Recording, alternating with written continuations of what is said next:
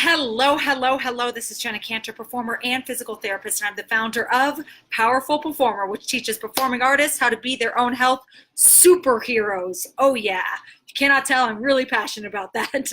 So I wanted to come on today to discuss something that I'm noticing to be more out in the open, people finding bravery to speak up about why they are not members of the APTA. And I have to say, as a fellow member, I appreciate people with the guts to speak up, to speak their truth on why they are not members. I think that's a really, really big deal. The purpose is not to bash the APTA. People are saying it because they want the APTA to meet things that they would like from their organization that represents our profession at large. And I think that's really great. So first off, I just want to address that because I think there's a level of bravery that does come with it, because as much as we would like to say there are people who do not judge and we do invite feedback, there are many who do not. And unfortunately, you could get a label, and I get that fear, that label of that negative person who's just tearing down this organization, and that's a terrible idea. And I am definitely not of that mindset. I love the people speaking up. It's important.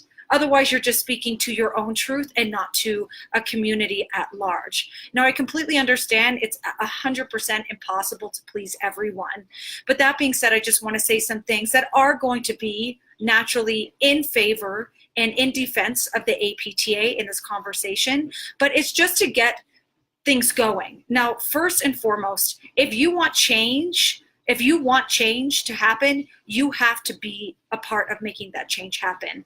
If you really, really want change to happen, you have to be there. If you're going to sit back and just give feedback and not be a part of it, that is on you. And I've said that many, many times. I get it. Everybody's busy and stuff, but the people who are putting aside the time and the energy, they're the ones who want to make the difference, or they want things to stay the same. They may be the ones more dominant. I don't know yet. I'm still just getting involved as a new grad myself.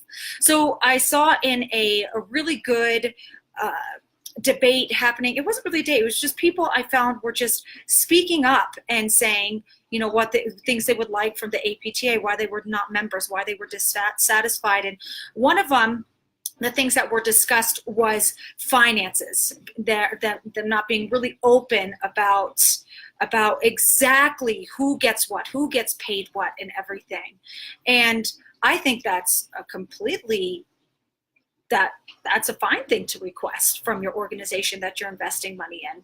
I do. However, it does actually get my brain to think, why, if the organization was doing what you would want it to do, or if you knew about how much the organization was doing that was addressing exactly what you want, you wouldn't care about where the money goes, because you would be satisfied. So as much as I think it's completely reasonable to say, hey, where are the finances going, I think it also leads to just a larger thing at hand, in which I personally think the APTA is doing a great job.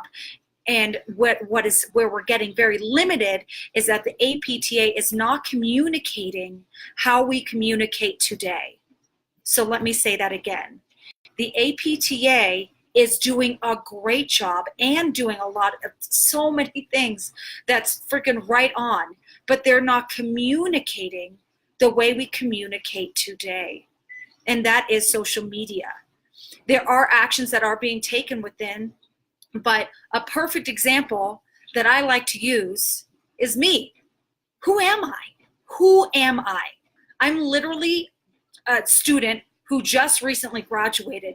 And what makes me different in this particular arena is I do Facebook Lives 3 days a week consistently, talking about advocacy in some way, promoting an event, promoting this, promoting that, anything that has to do with NYPTA, APTA, and even this, just having a discussion about that. People know who I am, even though overall I'm really not anybody in the organization at large. I'm not. I don't have a big position, but I'm consistently bringing this up on a Facebook Live where I know I'm going to be getting a drive. It pulls, when I post this do a Facebook Live on my personal page, not on a business page, I know the algorithms are made to bring attention to myself when I'm on the page. And so more people know of who I am, not because they agree with me, but because I am communicating more in line with how we communicate today. Facebook is not the only social media source, but it is the most populated. It is the most utilized. Instagram is out there, and however, things can really get lost in the shuffle because has to do with the time that you post. And so when you post, people can miss out on it unless it's live video. Unless it's live video. These are two examples I just am bringing up off the top of my head.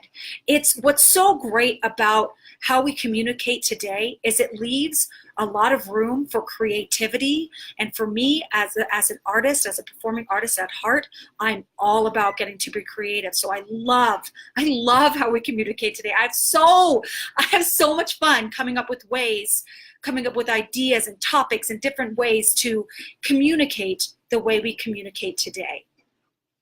That is it. I'm sure there are more things that you would like to say and speak about, things you are, awesome. I see people are stalking in here. Stephen, I'm not a member, so I would love to know why I should be.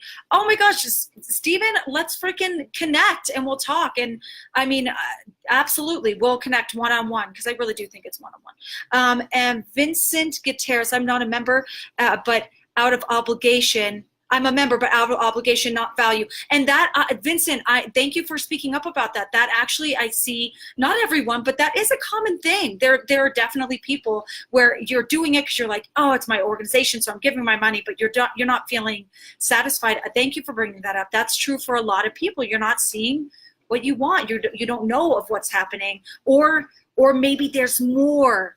There is stuff that you want that they're not doing.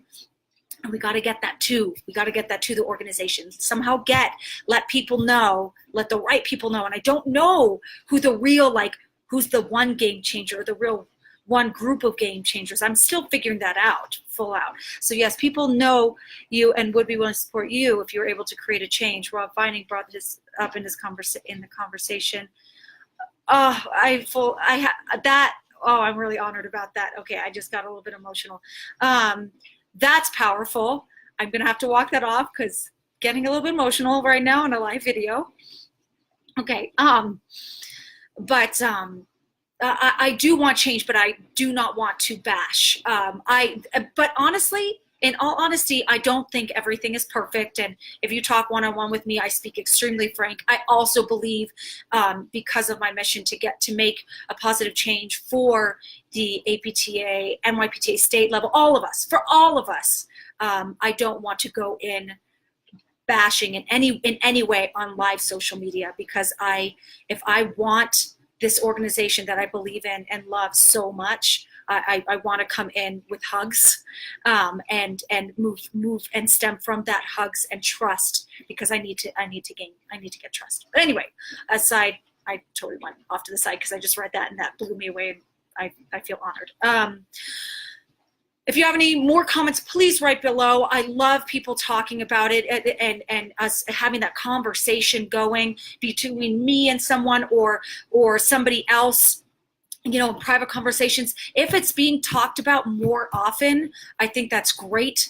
That shows, to me, it's like anything, even bad conversations, conversations in general are great. Otherwise, you could be like, oh, APTA, I forgot about them. I've seen in clinics when I'm on clinicals. So let's just keep the conversation going.